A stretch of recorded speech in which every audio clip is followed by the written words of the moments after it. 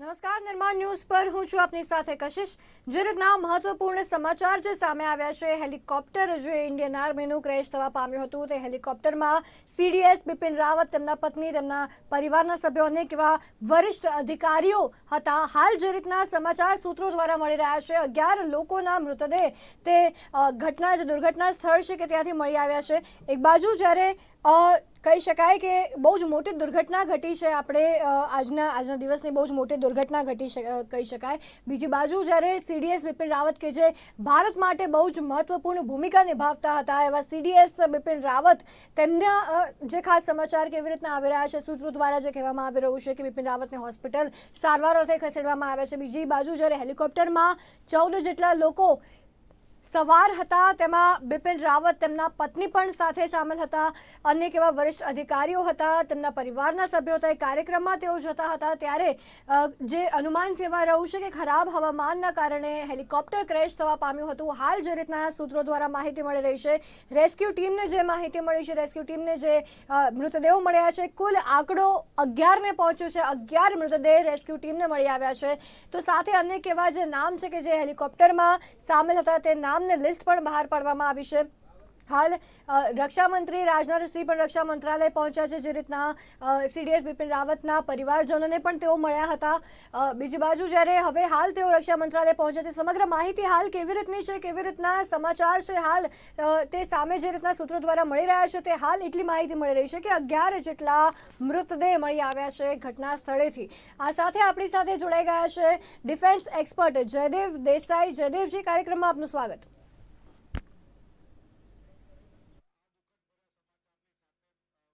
તો તમને સાથે જોડતા મને દુઃખ થાય છે, પણ thank you very much for inviting me to the show.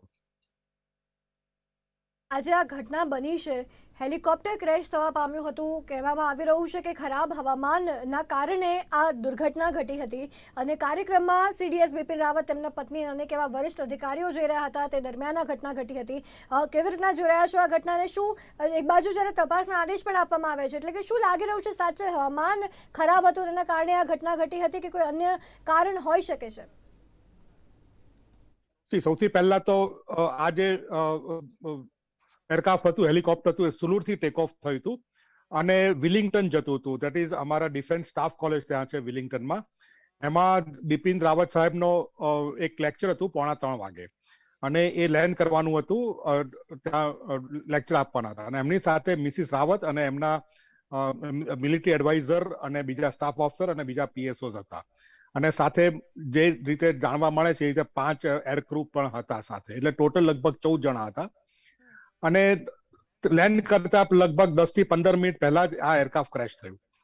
હવે આ હેલિકોપ્ટર Mi-17V5 એ ઘણું જ એક સેફ એરક્રાફ્ટ કહેવાય, કારણ કે it is a twin engine aircraft, અને નોટ ઓનલી ઇન ઓપરેશન પણ વીઆઈપી મુવમેન્ટ માટે પણ આ હેલિકોપ્ટર ઘણી બધી રીતે વપરાય છે। એટલે એરક્રાફ્ટ ઇઝ કન્સિડર્ડ સેફ। અને એરક્રાફ્ટ ક્રેશ થવાનો બે જ કારણ હોઈ શકે, એક તો ખરાબ હવામાન અથવા તો મિકેનિકલ ફેલિયર। હવે એવી મિકેનિકલ ફેલિયર કે બંને એન્જિન ફેલ જાય એક સાથે, that likes to be very very unlikely. અને કારણ કે વીઆઈપી ફ્લાઇટ હતી, એટલે બધા જે પાયલટ હતા એ પણ વેરી વેલ ટ્રેન અને વેરી વેલ એક્સપિરિયન્સ જ હશે, એમાં તો મને કોઈ ડાઉટ નથી કે કોઈને પણ ડાઉટ હોવો ના જોઈએ।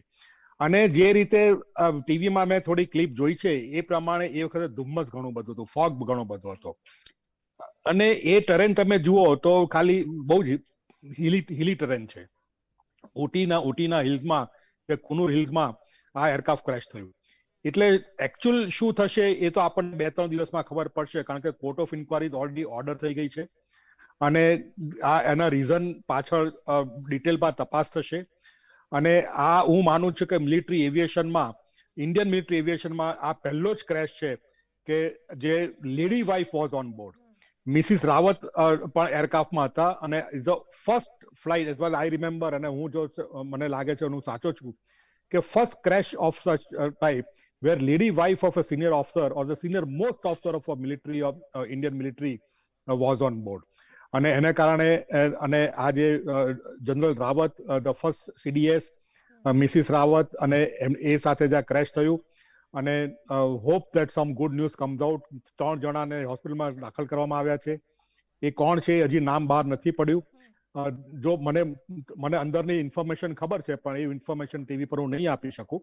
એટલે let us wait for the official information to come, અને એ પછી આપણે આગળ વધીશું. પણ આ જે થયું છે એ ચોક્કસ પ્રમાણે બહુ જ દુઃખદજનક છે, અને આપણે ઇન્ડિયન ડિફેન્સ માટે એક મોટો, અને આપણા દેશને માટે એક મોટો ફટકો ગણાય. કારણ કે આ general Rawat was a very very brilliant soldier, very brilliant officer. He had proven track record, અને ફર્સ્ટ સીડીએસ બન્યા હતા, અને એમણે ઘણું બધું સારું કામ કર્યું છે, ઘણું બધું કામ કર્યું છે. એ આપણે આગળ ચર્ચા કરીશું. પણ let us hope for the best, and સારા કોઈ ન્યૂઝ આવે એની હું આશા રાખું છું. બિલકુલ, ખાસ ઓફિશિયલ સ્ટેટમેન્ટની હાલ સૌ કોઈને રાહ છે. જયદેવભાઈ, જે રીતના આપણે સીડીએસ બિપિન રાવતની વાત કરીએ, જે તેઓ પ્રથમ સીડીએસ ભારતના બન્યા હતા, તેમની કામગીરીની વાત કરીએ, કેવી રીતના તેમણે શરૂઆત કરી હતી આ ફિલ્ડમાં, આ ક્ષેત્રમાં કેવી રીતના તેમની શરૂઆત રહી હતી, અને કેવી રીતના અનેક લોકોને તેમણે પ્રેરણા પણ આપી હતી, આપ જણાવશો. See, after becoming army chief, મને એકવાર મારે એમની સાથે મુલાકાત થઈ હતી, પણ when he was army chief, અમે એક વખત ત્યાં એક એક્ઝિબિશનમાં સાથે મળી ગયા હતા, અને મારે થોડી એમની સાથે વાતચીત થઈ હતી.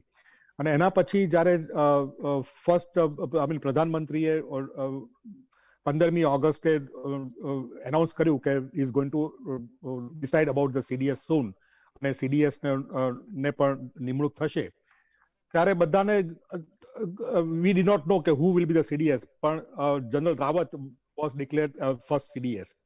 અને એમને તમે કેરિયર જુઓ તો is a very brilliant career. એમણે ઘણા બધા ઓપરેશનમાં ભાગ લીધા છે, અને he was very active in operational front also, in northern sector, eastern sector and all. એટલે ઘણો એક્સપિરિયન્સ હતો, અને એ ઇઝ કન્સિડર, હું પાસ્ટ ટાઈમમાં નથી કહેતો કારણ કે હજી ઓફિશિયલી એનાઉન્સ નથી થયું, એટલે હજી બી હું છે જે રીતે જો વાત કરીશ કે એમની જે કેરિયર છે એ કેરિયર ઘણી બધી, I mean it was exemplary career, અને એમણે ઘણું બધું સારું કામ કર્યું છે as an army officer, army commander, army chief, અને છેલ્લે એઝ અ સીડીએસ. અને પહેલા સીડીએસ ને ઘણી બધી, I mean he has to start a fresh, એટલે પહેલેથી જ એમને કામ કરવું પડે. એટલે he had to establish his office, establish, એમનું સેક્રેટરીએટ એસ્ટાબ્લિશ કરવાની હતી, સ્ટાફને નિમણૂક કરવાના હતા, અને સ્ક્રેચમાંથી એમણે એમની આખી ઓફિસ અને આખું એમ્પાયર, અથવા તો આખી જે એમને સીડીએસ નો કામકાજ એમને સંભાળવાનું હતું. સેકન્ડ સીડીએસ ને એમણે જે કામ કર્યું છે એમને આગળ લઈ જવાનું છે. પણ જે પહેલો જે ઓફિસ કે યુનિટ કે તમે બિઝનેસ સ્ટાર્ટ કરો, આપણને ખબર છે કેટલી તકલીફ પડે છે. એવી જ તકલીફ એમને પણ, એ જ રીતે એમને બી પ્રયત્નો, એ લોકો એમની ઓફિસમાં એમની સાથે જે કામ કરે એ લોકોએ કર્યા હશે. અને બીકોઝ બિંગ વિઝનરી, એમણે ડિફેન્સ ફોર્સિસમાં બે મોટા, હું કહું એ પ્રમાણે, મારા માનવા પ્રમાણે બે મોટા પાયે એમણે ફેરફાર કર્યા. નંબર એક કે આખું એમણે ત્રણેય પાંખોને ઇન્ટિગ્રેટ કરવા માટેનો પ્રયત્ન કર્યો, અને that was basically his task. CDS ની જે પોસ્ટ ઊભી થઈ છે એ એને જ માટે છે કે 3 આર્મી, એરફોર્સ અને નેવી જે અલગ અલગ પ્લાનિંગ કરે છે, અલગ અલગ રીતે એમના રિસોર્સિસ વાપરે છે, પણ ઓપરેશન થિયેટર એક જ છે કે જ્યાં આર્મી કે એરફોર્સ કે નેવી કે એરફોર્સ કે આર્મી નેવી એરફોર્સ ત્રણેય પાંખો આપણે એક સાથે ભાગ લે. તો ઇઝ ધેર એની વે કે આપણે જે રિસોર્સિસ છે એ આપણે ઓપ્ટિમાઇઝ કરી શકીએ? I mean air resources, ground resources કે સી રિસોર્સિસ અથવા લોજિસ્ટિક રિસોર્સિસ. અને એ રીતે એમણે થિયેટર કમાન્ડની એમણે યોજના બનાવી. એમાં એ લોકોને સાથ પણ મળ્યો, અને ઘણી બાજુથી એમને એ પણ મળ્યો કે જેથી એમને લાગ્યું કે ના, આ બરાબર નથી. So he had to move himself very forcefully in some area. But he was very committed, very visionary, and he knew what he's doing, and what he's doing is good for the country and good for the defense forces. એટલે he did his job very well, and rather he is doing his job very well, I'll put it that way. અને એ રીતે અત્યારે જે, અને second જે part મેં કહ્યું કે નોટ ઓન્લી થિયેટર કમાન્ડ, કે મેક ઇન ઇન્ડિયન ડિફેન્સ, કે જે આપણા પ્રધાનમંત્રી અને રક્ષા મંત્રી એ બંનેના જે ડ્રીમ પ્રોજેક્ટ છે. આપણે દેશને આજે બહુ જ મોટી જરૂરિયાત છે મેક ઇન ઇન્ડિયન ડિફેન્સ. આપણે પોતાની સિસ્ટમ આપણે પોતે બનાવીએ, એને એક્સપોર્ટ કરીએ અને ઇમ્પોર્ટ બિલ આપણે ઓછું કરીએ. આપણે ધારો કે જે એક સિસ્ટમ આપણે ધારો કે $1,000 આપણે લેતા હોઈએ, પણ એ સિસ્ટમ જો આપણે ઘરે બનાવીશું, વિધિન મેક ઇન ઇન્ડિયામાં બનાવીશું, તો એ આપણે કદાચ $200, $250, $300 પડશે. એટલે કે એ જે સેવિંગ ઇન મની છે, એટલે જ બજેટથી આપણે વધારે સિસ્ટમ અને વધારે સારી સિસ્ટમ અને વધારે ઇન્ડિયન સિસ્ટમ આપણે ખરીદી શકીએ. અને એમાં જનરલ રાવતનો બહુ જ મોટો ફાળો છે. અને એમાં એમણે જે થ્રસ્ટ મૂક્યું, કારણ કે હું ડિફેન્સ અને એરોસ્પેસનો એડવાઇઝર પણ છું, અને આવી ઘણી બધી સેમિનાર અને મીટિંગ હું એટેન્ડ કરું છું, કે જેમાં રક્ષા મંત્રી હોય, પ્રાઇમ મિનિસ્ટર હોય, જનરલ રાવત હોય, chief of army staff, air staff અને નેવલ સ્ટાફ હોય, એમાં હું ભાગ લઉં છું. એટલે મને ખબર છે કે એમાં જનરલ રાવતનો શું ફાળો હતો અને જે રીતે એ બધું આગળ વધારતા હતા મેક ઇન ઇન્ડિયન ડિફેન્સ, એ બહુ જ સારું કામ કર્યું છે એ પ્રમાણે. અને એ પ્રમાણે આપણે જોઈએ તો જો I mean, I hope we don't get bad news. I will put it that way.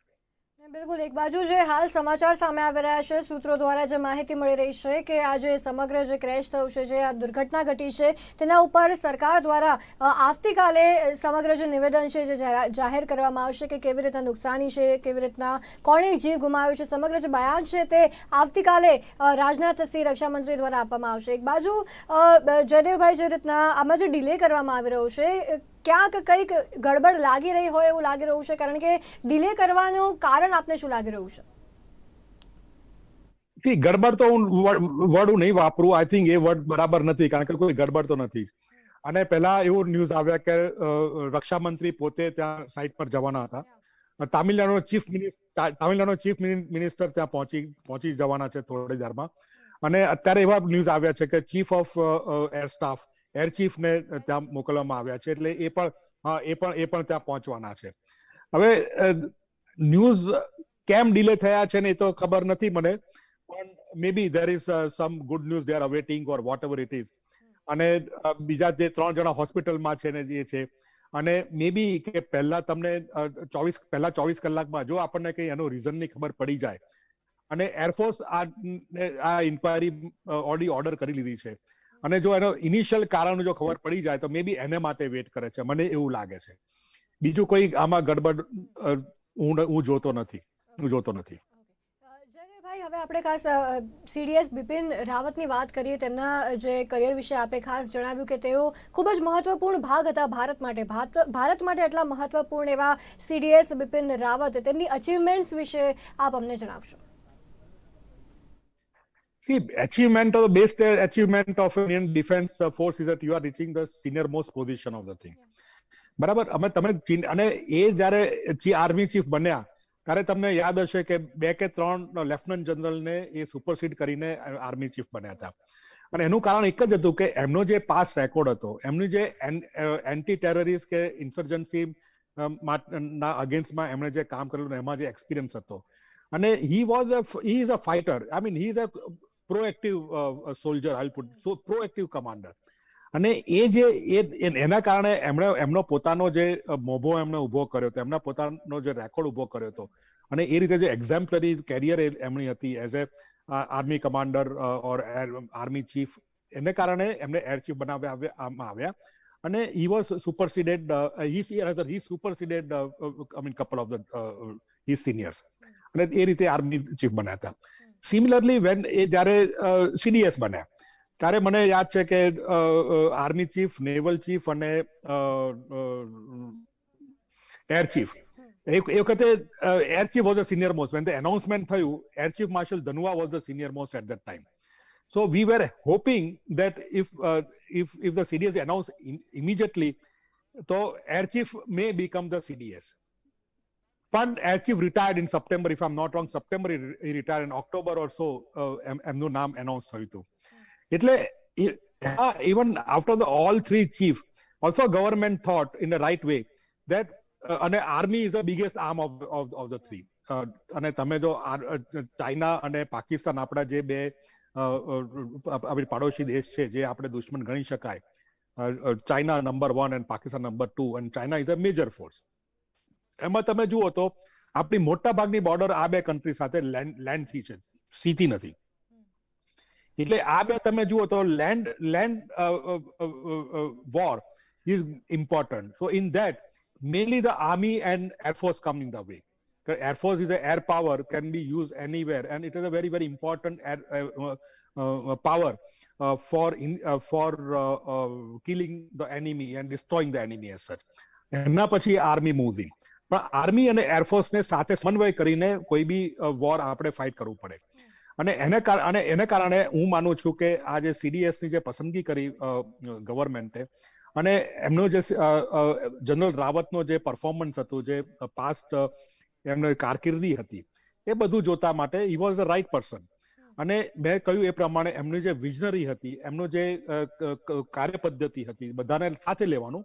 પણ as like army, once you decide you have to bloody well follow it up, અને you become sometime ruthless also કે it has to be done that way. અને એ જાતને એ પણ like a typical army commander, good army commander, positive army commander, એ જાતના army commander હતા. અને એને જ કારણે ઇન વેરી શોર્ટ ટાઈમ આજે થિયેટર કમાન્ડની જે એમણે કરી, એને કારણે, because he was go getter, he is a go getter, he is basically visionary, અને જે એમને કરવું છે અને જે એ માને છે કે આ સાચું છે દેશને માટે કે આર્મ ફોર્સિસને માટે, એ બધી જ રીતે વેરી ફોર્સફુલી ઇમ્પ્લિમેન્ટ કરવા માટે એ તત્પર હતા અને તત્પર છે. અને એને કારણે એમણે જે કામ કર્યું, જે શોર્ટ લગભગ 1.5-2 વર્ષ થયા છે હજી, અને એમાં જે પ્રગતિ કરી છે બંને ફોર્સમાં, એક થિયેટર કમાન્ડમાં અને એક આપણે મેક ઇન ઇન્ડિયામાં, એ બંનેમાં તમે મેક ઇન્ડિયામાં જોશો તો અત્યારે કેટલા બધા ઓર્ડર આપણે લોકલ ઇન્ડસ્ટ્રીને આપે છે. આપણે export to the arm force defence system has increase, I think 35,000 કરોડનું આપણે એક્સપોર્ટ કરેલું છે.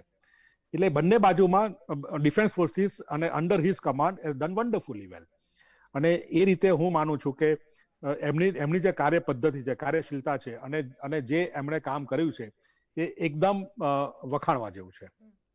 બિલકુલ, એ એટલા ડેડિકેટેડ છે, સાથે ભારતના હિત માટે તેઓ તમામ જે કામ અત્યાર સુધી કરતા આવ્યા છે, દેશ હિત ઈચ્છનારા એવા CDS બિપિન રાવત, આપ તેમને મળેલા પણ હશો. વ્યક્તિગત રીતે તેઓનો સ્વભાવ કેવો હતો? બધા સાથે આપના દ્વારા જે રીતના કહેવામાં આવ્યું કે તેઓ બધાને સાથે રાખીને પ્રગતિ કરનારા વ્યક્તિ છે, શું કહેશો આના પર? હા, સી, બેઝિકલી હું પર્સનલી વેરી ફ્રેન્કલી ઓળખતો નથી એમને. આઈ ડોન્ટ નો, મેં સદાવીર સાથે કામ કર્યું નથી, કારણ કે મેં પ્રીમેચ્યોર રિટાયરમેન્ટ ઘણા વર્ષો પહેલા લીધું હતું. અને પણ એક વખત હું આઈ થિંક ડિફેન્સ એક્ઝિબિશનમાં હું ગયો હતો, અને ત્યાં આમને સામે થઈને આઈ ઇન્ટ્રોડ્યુસ માય સેલ્ફ, અને મારી સાથે એમણે 1-2 મિનિટ વાત કરી. એ મારી પર્સનલ એ જે છે, પણ મને ઓળખતા નહોતા, અને છતાં બી અમે એમને સામે થઈ ગયા એટલે વાત કરી. એ ઇટસેલ્ફ બતાવે છે કે એ બીજા આઈ મીન રિટાયર્ડ ઓફિસર સાથે અથવા બીજા લોકો સાથે કેવી રીતે સારી રીતે વાત કરવા હંમેશા તત્પર હોય છે. તમે એમના ટીવીના ઇન્ટરવ્યુ જુઓ, એમના બીજા બધા પ્રેસ બ્રીફિંગ જુઓ, કે જુઓ, અમે તમને લાગે કે he is very very friendly, he is a very very friendly soul. અને see, basically when any officer આ ટોપ મોસ્ટ પોઝિશનમાં જાય એટલે એ એફિશિયન્ટ તો હોય જ, અને અમુક તો you have to give it કે he will have that much quality. એટલે એ તો એમનામાં છે જ, હતું અને રહેવાનું છે. અને એ આપણે બધા, તમે જેણે એમની સાથેનો અનુભવ થયો હશે, બધા જ આ મારી વાતને માનશે કે yes, he was like this very friendly soul, અને બધા સાથે હળી મળીને વાત કરવાનું એમને ગમે છે. પણ જ્યારે કામ આવે ત્યારે mission first, like we in air force and arm force we say mission first. એટલે આપણે જે કામ આપવાનું છે એ આપણે કરવાનું છે, come what may. That's what we say. અમે શું કહીએ છીએ કે we don't want war, but if war is thrust upon us, we will fight and fight to win. Full stop. We have to fight and fight to win. We don't want war, but just because we don't want war does not mean that we will not prepare for the war. એટલે અમે બીજું બી કહીએ છીએ કે more you sweat in peace, less you bleed in war. એટલે આ જે બધા અમે બેઝિક પ્રિન્સિપલ ઓફ ડિફેન્સ ફોર્સિસની કાર્ય પદ્ધતિના છે, એ તો બધામાં હોવાના જ છે. અને તમે જેમ જેમ ઉપર જતા જાઓ એમ you start believing in that much more. અને એ જ આ તમે એન્ફોર્સ કરવાના છો તો જુનિયર ઓફિસર જુનિયર રેન્કમાં, કે જેથી એ શીખે અને જ્યારે એ ઉપર જાય, કારણ કે ટ્રેનિંગ આપે, seniors give training to junior, they train juniors. એટલે આ જે પદ્ધતિ છે આર્મ ફોર્સિસમાં એ તો ચાલવાની જ છે. એટલે આ જે મિશન ફર્સ્ટ, એટલે એમના be at the top most level he ensure the mission first. એમને જે કામ કરવાનું હતું એ તો કરવાનું જ છે, અને જે સ્પીડે કરવાનું છે એ સ્પીડે કરવાનું જ છે. અને એમની સ્પીડની કામ કરવાની સ્પીડની ગતિ પણ બહુ જ પ્રબળ હતી, બહુ સારી હતી. He use to, I mean he was very very friendly, but it work front very very forcefully he could implement the work. જયદેવભાઈ, હવે જ્યારે હાલ તો કોઈ સૂત્રો દ્વારા જે એટલી પાકી માહિતી નથી આપવામાં આવી કે તેઓ ઇન્જર્ડ થયા છે અથવા તો તેઓ નથી રહ્યા, કોઈ પણ એવી માહિતી અત્યાર સુધી તો જાહેર નથી કરવામાં આવી. જો કદાચ ભગવાન ના કરે કોઈક એવા ખરાબ સમાચાર હોય, ભારતને બહુ જ વધારે નુકસાન થશે, કારણ કે એક એવા વ્યક્તિ, એક એવા ચીફ ઓફ ડિફેન્સ સ્ટાફ કે જે ભારત ફર્સ્ટ, નેશન ફર્સ્ટને ધ્યાને રાખીને ભારત હિતમાં તમામ પોતાનું કામ કરતા હતા, સિનિયર મોસ્ટ પોઝિશનવાળા બિપિન રાવત, જો કદાચ તેમને કંઈ પણ થયું તો ભારતને લોસ કેટલું? સી, ભારતને લોસ તો થવાનો, કારણ કે એક્સપિરિયન્સ પર્સન વિલ ગો, પણ at the same time the work never stops. I mean, let me be very clear about it. Immediately, government will have to announce a new CDS. અને 3 chief છે, એમાંથી એક mostly એમાંથી એક બનશે CDS. અને એનું જે કાર્ય છે એ કાર્ય આગળ વધવાનું છે. Work never stops. And defence special, I mean mainly I would say that we are used to it. Somebody goes, somebody comes in. અને આજે એમનું જે આગળ કામ પદ્ધતિ, I always used to say કે જે પાછળના જે આપણે જેને હું રિપ્લેસ કરું છું, એમણે આપણું ઓર્ગેનાઇઝેશન અમુક રીતે લેવલ પર લાવ્યા છે. મારું શું છે, મારી ફરજ શું છે કે મેં એને રિપ્લેસ કર્યા છે. એટલે એમનું કામ મારે આગળ વધારવાનું છે, અને મારા ઇમેજિનેશન વખતે એ કામનું કેવી રીતે સારી રીતે કરી શકું. એટલે મારે અહીંયાથી હું વધારે ઉપર કેવી રીતે ઓર્ગેનાઇઝેશન લઈ જઈ શકું. અને એ જે નવા CDS બનશે એમને પણ એ જ કરવાનું છે. અને એ રીતે લોસ છે જ. એની ગુડ પર્સન, એની ગુડ સોલ્જર, એની ગુડ કમાન્ડર, અને સ્પેશિયલી ટોપ મોસ્ટ કમાન્ડર આપણે જ્યારે ખોઈએ છે ત્યારે ઓર્ગેનાઇઝેશનને અને બધા ઓલ ધ 3 આર્મ ફોર્સિસ અને because he was the senior most, દેશને ભારે નુકસાન થવાનું છે. પણ એ નુકસાન છતાં પણ દેશ અને આર્મ ફોર્સ એવી રીતે ટેવાઈ ગયા છે કે work never stops, mission never stops. We continue doing our work and completing our mission. અને એ ફિલોસોફી તો જારી રહેવાની છે. એટલે જે બી CDS એનાઉન્સ થશે એમણે આ કારભાર સંભાળવાનો છે, અને આઈ એમ શ્યોર કે એ સારી રીતે અને વધારે સારી રીતે સંભાળી શકશે. અને I wish all the best in both the condition. બિલકુલ. જયદેવભાઈ, આપ અમારી સાથે જોડાયા, આપનો કિંમતી સમય ફાળવીને આપનો ખૂબ આભાર. Thank you very much and I appreciate. And all the best to all of us for the. Thank you. દર્શક મિત્રો, જે રીતના હાલ કોઈ સમાચાર સામે નથી આવ્યા, ઓળખ જે કરવામાં નથી આવી, 11 મૃતદેહ જે મળી આવ્યા છે ટીમને, કોના મૃતદેહ છે, CDS બિપિન રાવતની પરિસ્થિતિ શું છે, હાલ કોઈ પણ ઓફિશિયલ અનાઉન્સમેન્ટ નથી કરવામાં આવેલું. સૌ કોઈની નજર એના પર જ છે કે ઓફિશિયલ અનાઉન્સમેન્ટ ક્યારે કરવામાં આવે.